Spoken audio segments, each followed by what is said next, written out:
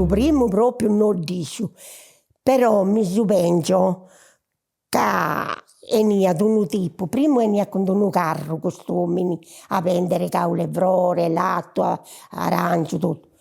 Poi invece avevati una specie di camioncino e i spicciocchetti non ci picanta tutto, si aggrappanta. E Nicole li portava in giro in tutta Saida. Tortolieso, sì. Più magia pare che di Naranta. Più magia. La prima macchina che applicavo, macchina di trasporto, in questa macchina che applicavo due giocatori e da guidata Peppino Vira Borcica. Infatti questa macchina, così benedetto Verrai, prima a molta manovella davanti questa macchina, me la ricordo, a pietto vai. Eccolo qua, questo su, sono in macchina così che mi ricordo, e poi altri sì, e via.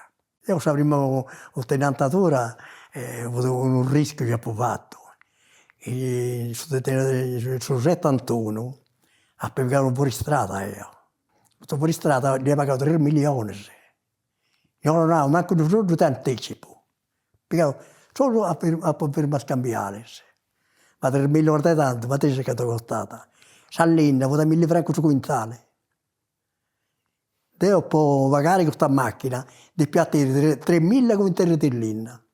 Pensa a dove. Un rischio che ho fatto.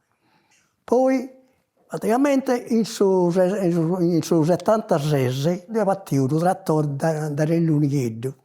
Ci ha piccato un trattore che tiene tarviglia in urtili e ci ha piccato il trattore. Ma io sono guidato su questo trattore. Da partito gente di Santuito. Da partito sautista e tu puoi guidare il ratolo. Hai capito? Devo andare poi in Asia, poi non va. Devo poi piccare un quadro come te ne piccare un altro. Perché non pagate conto, per mettere un quadro. Tanto poi piccare il trattore. Dopo pagare la macchina, a piccare un cingolao, fare il vincere. E poi parola, devo questo trattore in saecca gioco là una gebbia che porta 5 ratoli. Il squadro con 45 io se saecca.